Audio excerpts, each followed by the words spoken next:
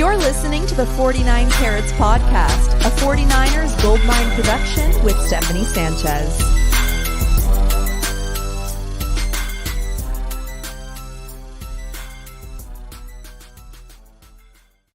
What's going on, everyone? Welcome to another edition of the 49 Carats Podcast. I'm your host, Steph. It is Monday, June 10th.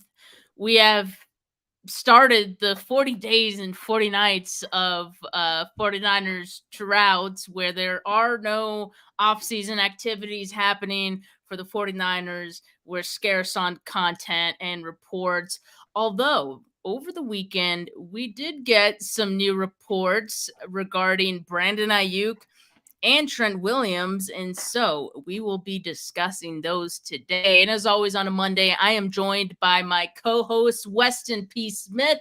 Weston, how you doing today, man?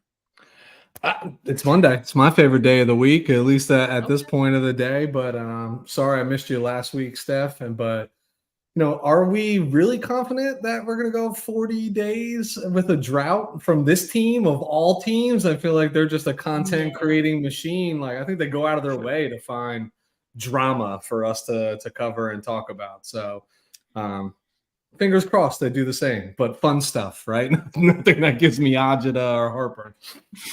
I would like to think that they do it for the content creators. They care about us, so they want to feed us content, and that they do. And so the first order of business, I mean, how we've started a lot of shows so far this offseason is with more Brandon Aiyuk news, and this one is not as good as maybe some of the others, although I guess you could say some of the others just haven't been that good either. We're waiting for the news that Brandon Aiyuk has gotten extended, that he's signed his deal. It seems like we still have a ways to go. And in fact, it seems a little less likely now than maybe it did before. Now, I have a clip here from Brandon Aiyuk's wide receiver coach. He works with him in the offseason, TJ Houshmandzadeh.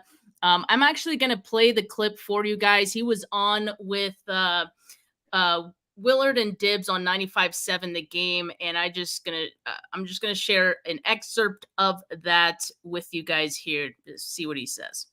They signed, so it was like, I'm not going to come out because I might have to go when I sign, and so that optimistic outlook has turned into a pessimistic outlook now. Like, damn, at one point he thought, hey, I might be leaving soon. And so now it's like, I have no idea. So how recent? All right. I'm just going to play that part. And that's pretty much what I have here as well, that quote. And so, yeah, I mean, from his point of view, which again, he works closely with Brandon Aiyuk, it's now a pessimistic outlook. At one point, he thought he may sign. I guess, again, didn't happen in the time frame that he wanted. Now there's still time for it, right? But now he says, I have no idea. So coming from Brandon Aiyuk and his wide receiver coach, it just feels like there's been a bit of a shift in the Brandon Aiyuk talks and reports. Again, we didn't have any glowing reports. What was it, a month ago? We were hearing they were far apart on negotiations still, hadn't really moved much. Still feels like they're at that point. Weston, has your outlook on the Brandon Aiyuk thing changed at all with some of these new reports coming out? So it's funny because you were just saying, hey, I feel like a bunch of our shows have started this way. And I was looking at my recent YouTube thumbnails, and I'm like, another picture of Brandon Aiyuk, another picture of Brandon Aiyuk. I'm getting tired of Googling Brandon Aiyuk images. I know, right? And editing them, it's like, where can I just copy and paste and rinse and repeat? No, I don't. None of this changes anything for me. I feel like this is all just posturing. And it's that time of year you mentioned. We're hitting the 40 days, 40 nights of just drought around the NFL season where there's not going to be a lot of news. And Brandon Aiyuk is smart. His camp is smart. They're going to put things out there that are going to err on the side of, I'm not happy with how the negotiations are going, because translation, 49ers, I want you to sharpen the pencil a little bit better. But when I see a number like $26 million that in theory, has been floated to Brandon, that actually makes me feel a little bit more confident, because this is the art of negotiation. It's never, you want 30 million, here's 30 million, right? Like, I think the 49ers feel comfortable in 23 to 25 range. Brandon's camp's going to feel comfortable in the 28 to 30 range. So if 26 is coming out and 28's the real number, I have to think the 49ers are a little bit more business savvy to not lose a top tier player in the league over $2 million annually, right? And this is still always going to be about what the guaranteed portion is, not the per year value. It's all going to be like, what is Brandon definitively walking away so long as he's a 49er? But seeing 26 makes me feel like, all right, if that's real, because again, this is all conjecture at this point. We have no validation of that. If it's real, then the team is really close, and not what I'm expecting when I hear things like lowballing and not knowing, right? To me, that sounds like 22. That sounds like Debo's per year value, right? Not what Brandon's anticipating based off of this market right now. So I actually, if anything, I feel a little bit more positive, because we still have so much time. When they traditionally get these things done, and Steph, you know as well as I do, it can change in the blink of an eye, right? Like, it literally just takes one phone call to Brandon's people and say, look, the new number is 27.5. And then everybody's back at the table talking again, singing Kumbaya, getting ready for the season. What I don't love about this is just like, for people like Brandon coming off of that year, really becoming a face of a franchise, getting national attention around his contract situation and his play last year. Like, you just love to see him there. I don't even care if he's playing, like, on the field during OTAs and things. You just want to see him there. You want to see him in the building. You hate to see these people, pushed away from the team or feeling like they have to keep themselves away from the team, especially with a lot of rookie wide receiver talent here. You want them to learn from the vets, et cetera. But I am as optimistic as I've been this entire time. It gets done. It will get done.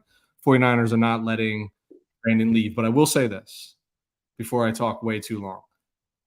I really, in my heart of hearts, have believed that the 49ers would prefer, and I've said it on your show before, would prefer to have Aiyuk play a full season on the 5th year option and make him prove again.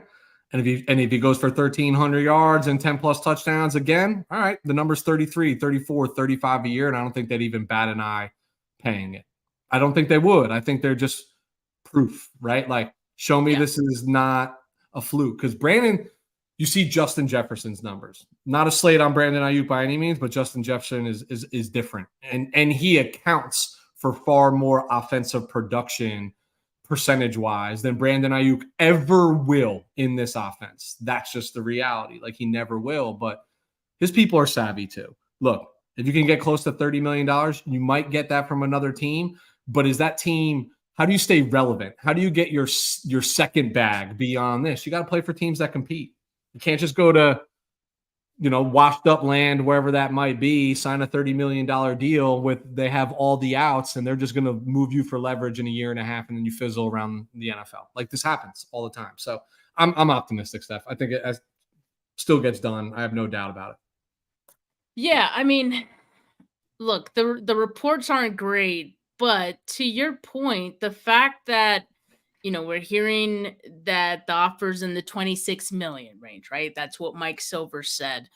That's not bad. I mean, again, we're in June. We see usually these deals happen in July. We've been beating that same drum all off season, reminding people of that.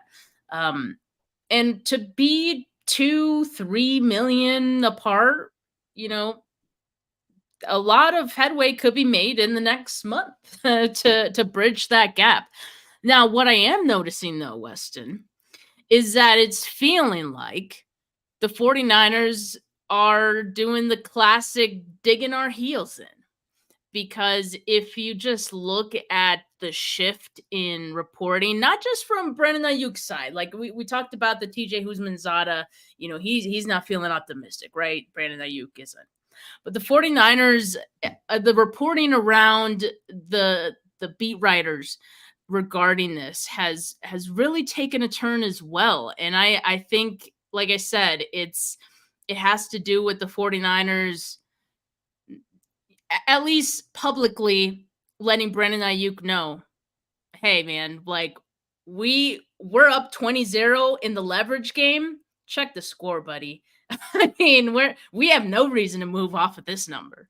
And so it's really a matter of who blinks first. And I want to share just a couple of reports from two of the big guys, the two Matts, because Matt Mayoko has been one to definitely change his tune. Let me just play this clip right here. He was on KNBR and he talked about it for a bit as well. I don't know. This one just feels a little bit different because, you know, they've already paid all these guys, and at some point the money or the cap space just kind of runs out. And when you have a team full of really good players, you know, teams can't keep everybody. And, you know, you just kind of wonder what's going to happen with Brandon Aiyuk. I mean, do they really want to pay him the going rate for wide receivers, or do they think that maybe that money could be allocated in other areas? Bracing, I guess, for Brock Purdy's big contract. But, you know, this offseason, you know, they did re-sign Juwan Jennings to a 2-year deal. They did draft Ricky Pearsall in the first round, and they still have Deebo Samuel for this year and next year. So it'd just be really interesting to see how this whole thing plays out. All right, that was pretty much the gist of it. But I mean, I just want to point out that a lot of the things that he said for why this could go either way has been things we've known about all off season, or like most of the off season. Like, okay, we've known for a couple months now, the 49ers drafted Ricky Pearsall. Like, they drafted a wide receiver in the first round. Okay, that's not great for Brandon Aiyuk. Yes, but even after that, we were optimistic. So why the very sudden change, right, in this tune? And that's why I think it's coming from the 49ers, and this is their like subtle, not so subtle way of like letting Aiyuk know, hey, like this is where we're at. These are all the reasons why you have no leverage, kind of thing. This is all of our leverage points, all of that. Because I mean, again, a lot of what Matt Mayoko cited there, stuff like we already knew, but suddenly why the change of tune? So I'm a little suspicious about that. And then, you know, Matt Barrows also was on 95.7 The Game, and he said, quote, I wouldn't say contentious, but it's been difficult negotiations with Brandon Aiyuk. It is interesting, though, that the 49ers used a first-round pick on a wide receiver. Interesting, they're saying the same thing. He's played well in spring. That's only strengthened the 49ers' stance. The fines will begin to pile up. There's no indication that the 49ers will forgive Aiyuk for absences like they did for Nick Bosa. Come on now. Like, it's like it's coming out of the 49ers' mouths themselves. Like, it's like they're using the same talking points. Yeah, I just think the 49ers have kind of dug in their heels, or they want Brandon Aiyuk to believe we're not moving off of this 26 million number, or, you know, it could be somewhere around that number. But yeah, I mean, I think there's reason for Brandon Aiyuk to not feel very optimistic, but I agree with what you said, Weston, and I'll give you the floor back here. But, you know, you said that the 49ers would definitely be more comfortable with having Brandon Aiyuk play on his 5th-year option. I think absolutely. Unless he takes the amount that they're good with giving him right now, which is probably a more risk-averse amount, right? But no. Yeah, I agree. I think they want to see it play out another year. Maybe Ricky Pearsall even balls out, and they can make a decision, better informed decision, when that time comes. But there's a lot of layers to this. I have problems with both of these statements. Now, mind you, Barros and Mayoko are far closer and embedded with the team than I am. But let's work backwards. Let's talk about what Matt Barrows said, right? About what you have up on the screen. Like, it's contentious, it's difficult, it's negotiation. Yeah, this is 2024 in negotiations. Like, you're told to not take it personal, but it's personal, right? Like, everybody in every scenario feels like they're giving something up. and nobody Yeah. likes that feeling. It's called That's not my compromise. idea. That's actually what Yeah. compromise is. There you go, right? Like literally out of my mouth, both sides feel like they gave something up. It gets contentious. It gets nerve-wracking. Of course, Brandon Aiyuk wants the red carpet rolled out for him to start the offseason to say, let's get this done. Let's get this button up and go. That's just not how the 49ers do it. Mayoko's own words. You see how they've paid their players. Yes, they've paid all those players. Did any one of them have a long-term contract extension come June 10th? I don't think so. You know what I mean? Like, it just takes time. And Steph, you're right. Like, you were so right. Of course the 49ers are digging their heels in. They have all the leverage in the world. Okay, Brandon. Yeah. You don't want to show up? All right, fine. We'll waive them when you sign. Like, we're not freaking stupid. Like, we know what we're doing here. Like, fine, we'll waive them. But like, oh, you don't want the bet? You don't want $26 million a year? Okay, come play on this 1 year. You have no idea. You have no security beyond this 1 year. You never know what's going to happen to you, how you're going to perform. Your value might plummet next year based on how this offseason goes. It just happens. You're rolling the dice. And they're saying, you roll the dice. We're not rolling the dice. You roll the dice because we have all the leverage here. The one thing that bothers me a lot is everybody drawing the line to Jawan Jennings getting his 2-year extension and signed. But I promise you, the two of them have nothing to do with one another. Like, please, like Jawan Jennings is not the stopgap for Brandon Aiyuk walking out of the locker room. Exactly. And neither is Ricky Pearsall because we know nothing about him. College, this is not Indiana. This is not like They're not SEC even in ball. pads yet. Yeah, like we know nothing about him. I don't care what Louis Riddick and everybody else wants to say about Jacob Cowing. Everybody looks good in helmets, shorts, and tees, right? Like it's just what it is. So like, please stop connecting those dots. One has nothing to do with the other. If the 49ers are anything, they have proven that they try to be very prudent in their contract negotiations and somehow, some way find a way to satisfy the player, but keep everything, quote unquote, team friendly. That's what they're doing here. I promise you, we get to camp, and if Brandon's number is 29 and they're at 28, they'll pay him 29.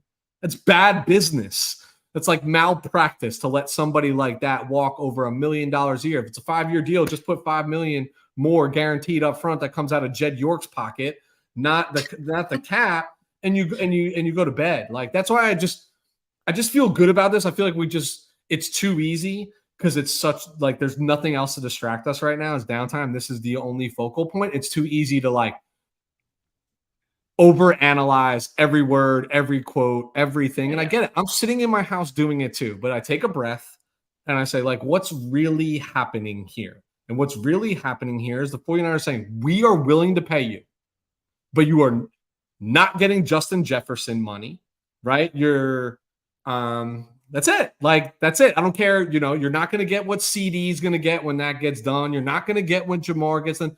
Those are different pieces in different offenses. And yes, I do think there is truth where the 49ers would have a hard stop in the sense of like, we can't justifiably spend this money because you are like a ninth of our offensive production. Where those other gentlemen that we mentioned, they're like 25-30% of the team's offensive production. There's a different output versus what you're paying them. So nothing changes for me, Steph. I still feel really good about this getting done. This is just a lot of posturing, a lot of conjecture, and none of it's wrong. Like, I'm not saying Barrows and Mayoko are reporting false information. Like, they're close to the team. They're reporting what they're feeling. They've seen this a million times over with this team. And then like the TJ Houshmandzadeh stuff. Of course, that's Aiyuk's guy. Put it out there. I'm not happy. The 49ers are doing it through the reporters. They're not doing it through themselves. Like, you put it out there too. Things get contentious in a contract negotiation. Like, go buy a house, go buy a car. It's all contentious. I promise you. Like, it gets tight. We're talking about money. Everybody gets a little finicky and a little funny over money. Yeah. And, honestly, I think, look, Matt Mayoko did say on the latest 49ers talk that there's a 50-50 chance, whether Brandon Aiyuk gets an extension or whether he plays on the 5th-year option. And so either way, he's a 49er. Exactly. And both are great for the 49ers. Like either one of those is like a good option. Yeah, I'm fine.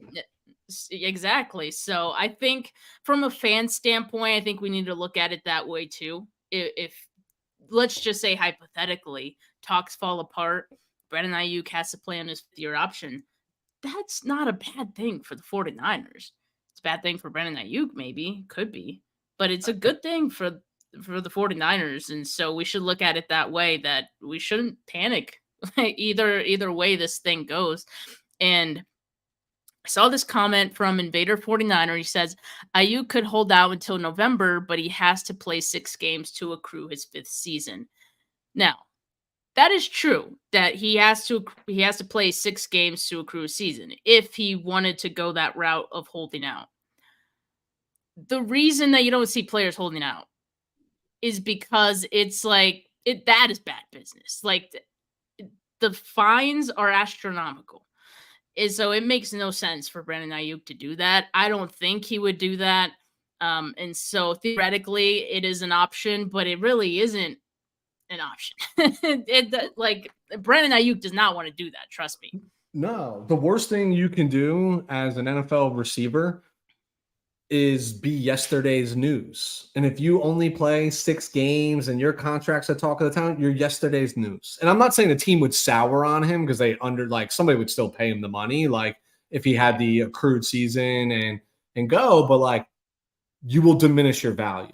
You know what I mean? Like 30 million is not on the table for somebody who played 6 games last year. You know what I mean? Like, because those 6 games aren't going to look good because you're not practicing, you're not doing the right. Like you're just not part of the game plan. It's not going to look like 6 games in the middle of the 2023 season looked like, where he was firing all cylinders. And if you're the 49ers, you play this out worst case scenario. Brandon Aiyuk plays on his 5th-year deal, right? Let's say he plays the full season, plays on his 5th-year deal. Let's say negotiations get real bad, right? And it gets real personal. And even if the 49ers put the real number in front of him, he's not willing to take it. That's his right and that's his option at the end of the year. Well, if teams know that, or if they know it's going that route and we're approaching the trade deadline, nobody's offering you a 1st-round pick in November for Brandon Aiyuk for next year. You know what I mean? Unless you're talking about a contender, right? Like an immediate contender who wants an immediate upgrade. But if you're a bottom barrel team that needs a number 1 wide receiver, you're not offering up a 1. You need that talent to, on your roster too, to support these people. So we talking about a 2nd-round pick, 3rd-round pick that you're offering that maybe you're taking. And like, that's what you're going to get compensatory speaking if he leaves in the offseason anyway. So like, again, all signs point to the 49ers winning this negotiation. But I do believe in my heart of hearts that like they want Brandon Aiyuk. This would be easier for them if this was going a lot smoother. And I don't think they want a disgruntled employee. They will find common ground. They'll find common ground. But it's a negotiation, so it's a compromise on both sides. Both sides are going to feel like they gave up something. Brandon's going to feel like he left a couple million on the table. The 49ers are going to think they gave up too much. That's what's going to happen, but everybody's going to be happy when all's said and done. And it would be water under the bridge. I mean, that feeling wouldn't even last very long. I don't think. I think both sides would be happy that it's just behind them at that point. Technic Chic asks, do you think BA's price rises if the 49ers have him play on his 5th-year option, because next year's wide receiver contract prices will increase next year as well? Now, that is something that, Matt Mayoko, Jennifer Lee Chan did discuss on 49ers Talk. That is part of the risk, of course. I mean, another year means that the market for wide receivers is just going to continue to grow like we've seen happen so dramatically this offseason. But I think, Weston, like what you said earlier, I think that would ring true, that if Brandon Aiyuk has another phenomenal year, puts up maybe even better numbers or even the same number than he did last year, and it's like, wow, we've seen this now from him 2 years in a row. Like, okay, this is legit. Then I think they'd be comfortable paying him, that amount if it did go up at that point, right? Yep. I agree. They would be fully comfortable because I think they would have a more definitive answer to like, what's the Debo situation look like? Is that money still on the books? Not on the books? Who paying number 1? Did Ricky Pearsall get involved in the mix? Did Jacob Cowan get involved in the mix? Did Juwan Jennings up his ante in terms of his return on investment, if you will? So I think, again, that's why I think they would love that scenario, because then they'd feel more confident about the money that they're dishing out to Brandon. But let's take a step back here for 1 second. Just because wide receiver money is big money right now does not ensure that the wide receiver market continues to implode, right? You always have to keep in mind, like, a lot of rookie wide receivers went early this year, right? If there's a lot of production out of them, that actually diminishes the value of the veteran wide receiver. So you have to pay attention to that. Like, remember once upon a time that the running backs was like, that was all of your offensive production. They were the most valuable offensive piece. And now, like, unless your name's Christian McCaffrey, like, you don't sign those deals anymore. And he's a special use case. So yes, traditionally, because the cap goes up, right? Like, year over year. Well, we know for the quarterback, but that's the most important position on the field. But if you continue to see a rise in production from year 1 and year 2 wide receivers, you're going to see a dip in compensation for year 4, 5, and 6 wide receivers. Just is what it is. You can go get cheaper. Like, if you can go replicate production at a cheaper rate, that's prudent business. Teams are going to do that all the time. And you've seen this from time to time. The wide receiver market, the cornerback position, like, it fluctuates. It really does fluctuate. Are you going to pay the vet, or are you going to pay, are you going to get similar, if not better, production out of a rookie? So, yeah, I mean, it is a gamble, but it's a gamble that could go well for the 49ers, or, I think both options aren't that bad. I mean, it could, yes, they could end up paying more, but I think if they end up paying more, it's because Brandon Aiyuk has done enough to be paid more, right? Okay. So it's not a bad thing. And then on the other hand, like, I mean, Ricky Pearsall, other rookie wide receivers across the league, young receivers still on a rookie contract, could diminish the value, like you're saying. So, yeah, I mean, I think it's good for the 49ers to wait and see. I think they would prefer to do that, quite honestly, but we'll just have to continue monitoring this. I'm sure between the next 40 days before training camp, we'll have a number of reports on Brandon Aiyuk and where this is headed. But let's move on to another 49ers player who maybe wants a deal eventually. That would be Trent Williams. Jeremy Fowler of ESPN had this little tidbit on Trent Williams. Just going to play it here for you. Much to do, because this is a team that's trying to pay some star players, or is going to have to address some contracts before Brock Purdy, who's still under his rookie deal, eventually gets paid. So Brandon Aiyuk's the big one. We know what the wide receiver market is now. It's looking at probably $30 million and above. And Aiyuk's considered a top 10 receiver now at this point by most in the league. Both sides have had negotiations, but it hasn't really graduated to something where it's going to get done and it's intensified. So they got the next 6 weeks over the summer before training camp to try to get it done, or he might not show up based on him not showing up to minicamp as a precedent.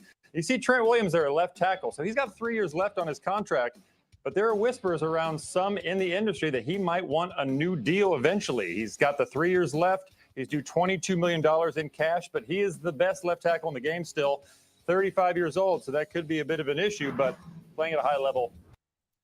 All right, so that's what he had to say about Trent Williams. Very ambiguous sort of reporting there. There are whispers, first of all, so like that doesn't even sound very definitive. That Trent Williams might, I don't like that word in reports either, and then might want a new deal eventually. What does this mean?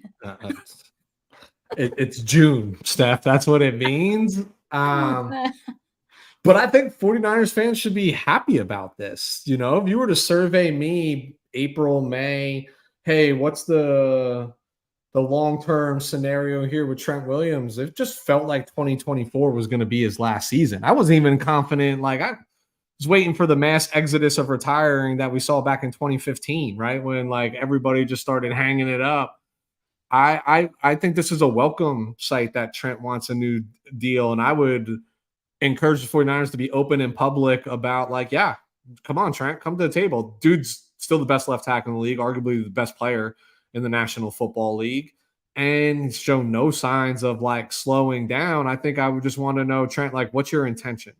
Do you just want do you want to rework this existing 3-year deal and just like shave this down to 2 and you want a little bit more money up front? Or like, do you want to play to your 40?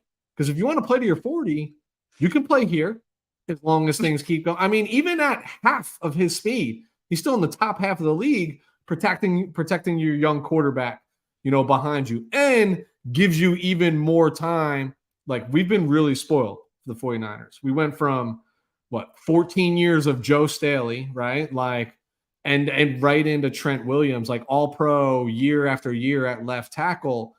And the transition plan is not on the roster right now. You know what I mean? So if he wants to stick around for a little bit and give you another time, a little while to figure out what that looks like, who that might be, start pegging some people in some coming drafts, like, I'd welcome this all day long. And let's not forget, yes, it is kicking the can down the road, but when we're worried about like who's getting paid next year, et cetera, like you have to address this Debo and Aiyuk, like, can they both be on the roster? Every time you extend somebody that immediate year and sometimes the following year, that cap hit gets a little bit lighter and a little bit lighter, and you free up more money as more money's coming to you. So yeah, Trent, Big Daddy, please come to the table, baby. We can go another 3-4 years. I'm all in. I'm keeping this guy around for as long as he wants to play football.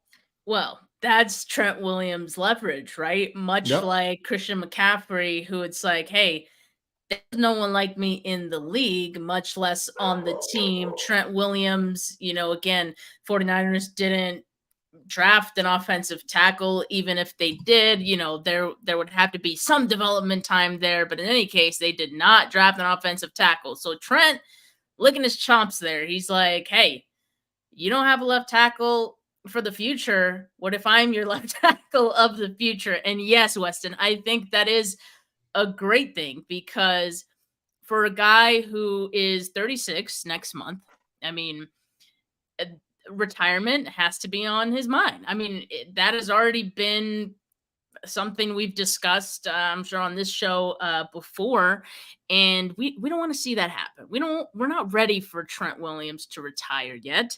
And if he's not ready, then you might as well continue playing for the 49ers, like you said, right? He's still at the top of his game. So now he signed a 6-year, $138 million contract in 2021.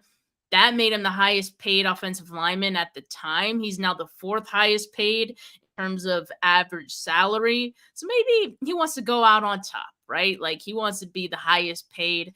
I do agree with what was said here from Invader 49er. They'd have to be assured he won't retire for the next 2 years before they did a deal.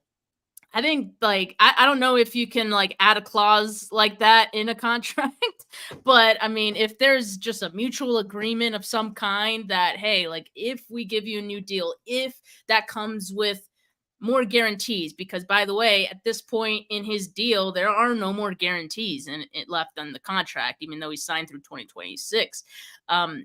But if that's what he wants, it's like, hey, like, we just want to be sure that you're not gonna up and leave us, and then we're stuck having to pay you this money anyway, even though we love you. But we want that money to be well spent, especially because the 49ers are at this point where they're needing to pinch some pennies. So I guess it's just a matter of what he wants and when he wants it, right? Like, again, going back to Jeremy Fowler's report, he might want a new deal eventually. When is eventually? Like, is that after this season? Is that after the Brandon Aiyuk deal gets done? I mean, he was present for the last day of 49ers mini camp. Assume he's going to be there at training camp, So it's not like Trent is playing hardball or anything. But if he wants a new deal, I mean, he deserves it. You just have to be leery when these superstars that have made a lot of money get to the latter part of their career. Like, Trent was late to OTAs because I don't want to misrepresent this. I believe it was his daughter was graduating some level of schooling. Like, that's where he is in his personal life, right? Where, like, family is going to become and spending time with that family is going to become increasingly more important. So that's just why you have to be diligent. Like the comment said, like, dude, we can't get caught with our pants down, signed you this to extension, and like 2 years later you want to hang it up. Like, just can't happen. Like, we'll keep you here for as long as you want to be here, but we need commitments as well. To your point, like, can you get cute? Is that in the verbiage? I mean, most teams are protected. Like, if a player is to suddenly retire, like, they're off the hook for some of that money, right? Like, this isn't professional baseball where I sign a 6-year, $184 million deal and I play 4 games and I'm going to make all $184 million.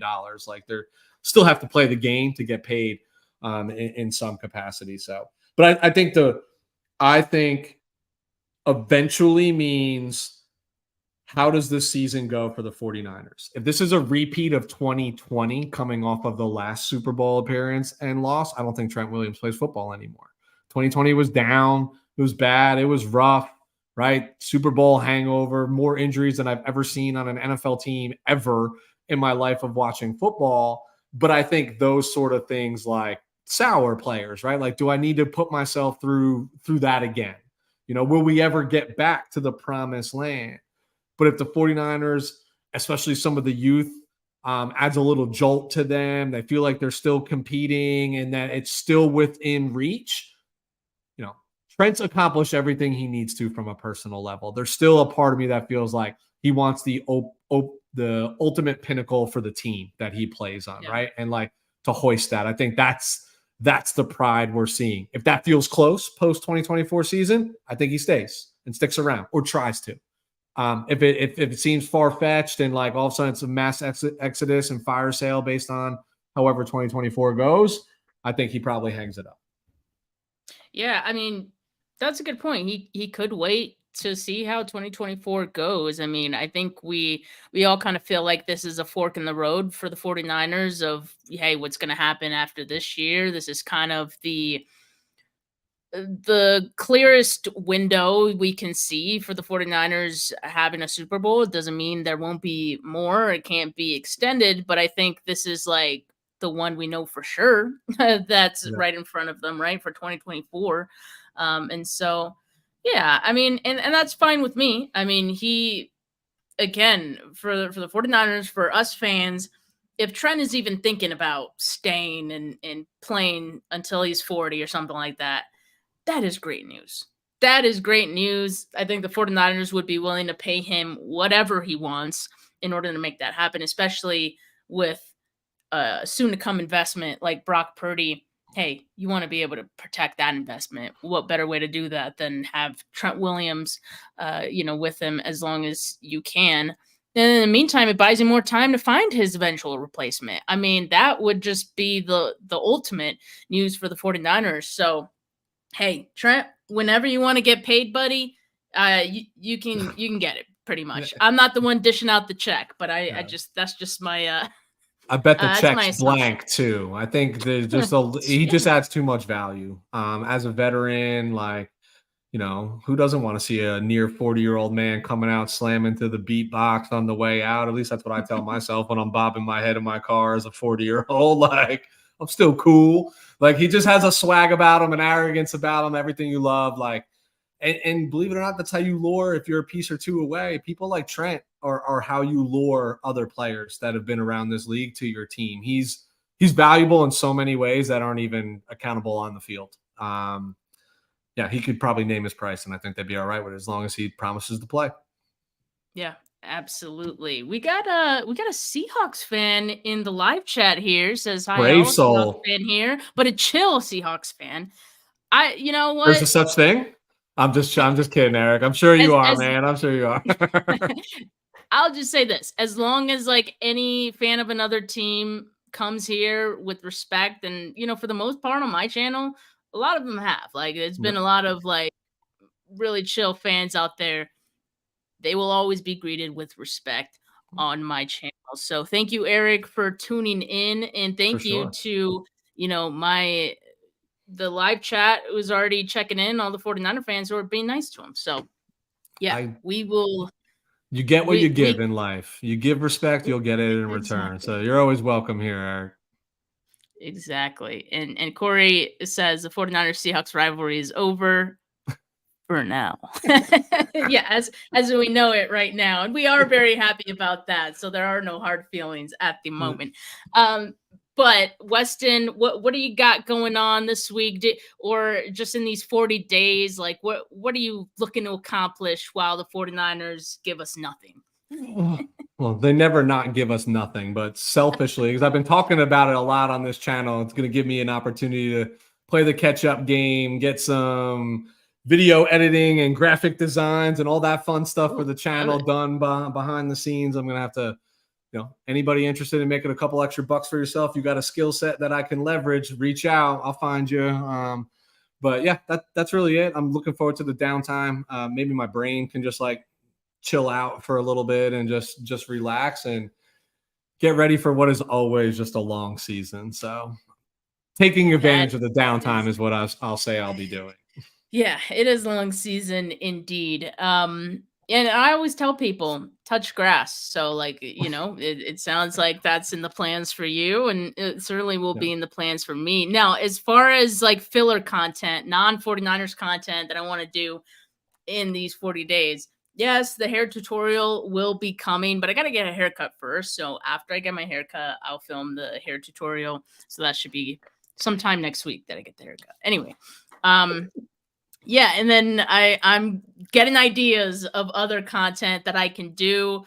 So stay tuned for that. Make sure you like this video if you haven't yet. Make sure you subscribe to the channel if you haven't yet. Not just mine, but Weston's as well. Island 49. I mean, have you changed your channel name officially, Weston, to Island 49 yet? It is officially Island 49. It is there. It is ready for y'all to subscribe. And during the 40 days, if there's things while Steph is just telling you how to have awesome hair and take care of it routinely and trying to persuade you that McDonald's French fries are actually better than Burger King French fries, while she's doing all of that, if you be suggestive, like what else can we talk about for you? What else do you want to hear about? Right? It's your time as much as it is our time. And I feel like nothing's more engaging than just like topics like your chat stuff was on fire tonight. I mean, a lot of people, a lot of comments, like awesome stuff. Like, let's get those types of topics going where people feel comfortable chiming in and talk about it. And let's just have an open-ended discussion. So you can see that with Steph. You can see that with me. That'd be my suggestion to any listeners is like, if there's something you want us to talk about, why there's not a lot to talk about it, let's do it. We are open to ideas. So yeah, stay tuned to what we're going to be talking about outside of 49ers content. We'll keep it light. We'll keep it fun. But for now, folks, have a good rest of your Monday. Like I said, make sure you like the video. Make sure you subscribe to the channel if you haven't yet. Audio listeners, leave a rating, leave a review. Appreciate all of you. Have a good rest of your Monday, folks. Peace.